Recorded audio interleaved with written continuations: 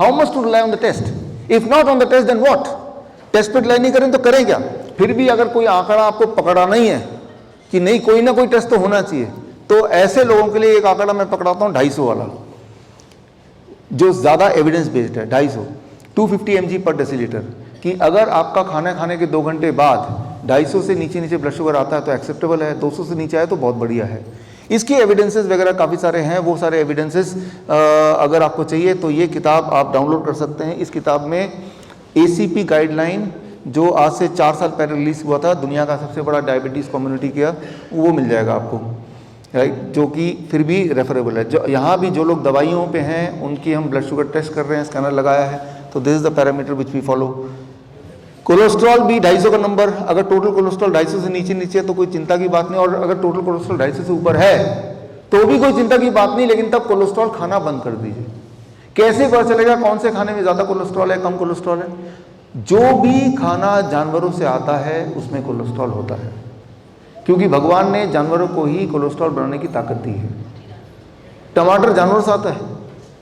नहीं आता, 0 कोलेस्ट्रॉल। काजू जानवर से आता है? नहीं आता, 0 कोलेस्ट्रॉल, राइट। दूध जानवर से आता है? High cholesterol.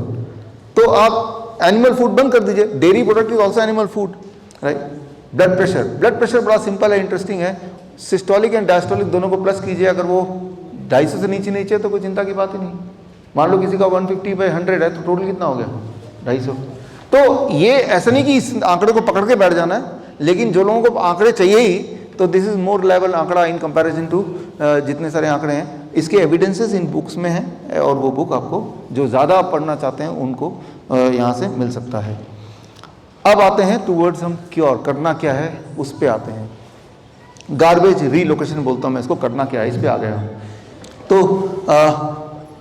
गार्बेज रीलोकेशन, अब समझिए, मान लो ये एक फिश टैंक है जो कि इसकी दुनिया है मछलियों की, ये पूरी तरह से गंदा हो गया तो मछलियाँ बीमार पड़ जाएंगी ना। अब डॉक्टर आके अगर मछलियों का इलाज करने लगे, क्या मछलियाँ कभी ठीक हो सकती हैं?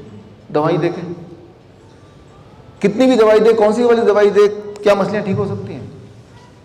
ये पूरा पानी गंदा हो गया, मछलियों को बुखार हो गया, जुकाम हो गया, खांसी हो गया, ब्लड प्रेशर बढ़ गया, डायबिटीज़ हो गई, अब वो सारी गोलियां दे रहे हैं, तो क्या करें कि ये ठीक हो?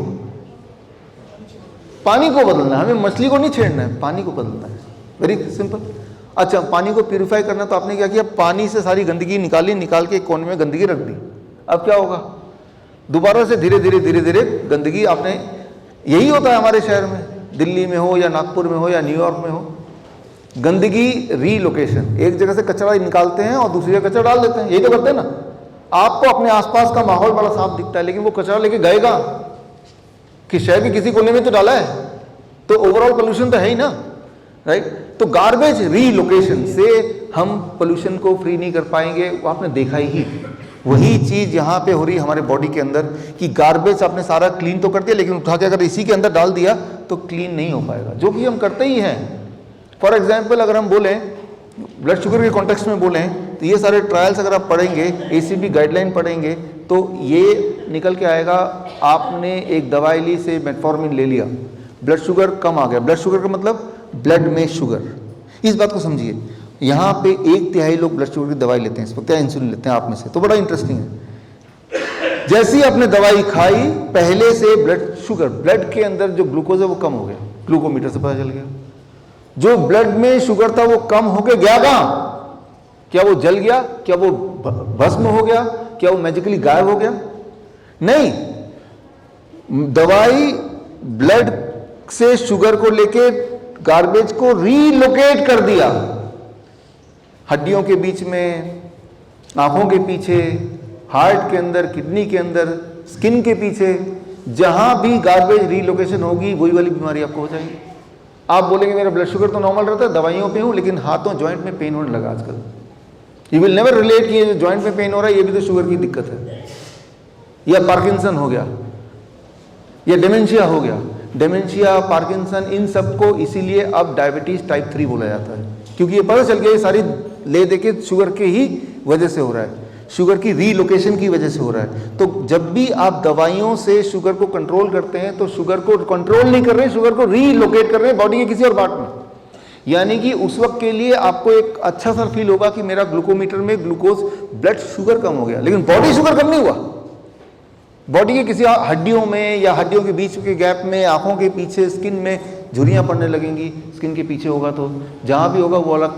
तो अभी जो हम कर रहे हैं दवाइयों से जब आप कंट्रोल करते हैं तो गार्बेज रीलोकेशन, ये बात, और इसका सबूत चाहिए आपको, ये रहे सारे ट्रायल, राइट, ये सारे ट्रायल एक जगह इकट्ठे चाहिए, ये रहा किताब, ये लिंक, राइट। या तो आप मेरी बात वैसे ही मान लीजिए या इसको और छानबीन कीजिए।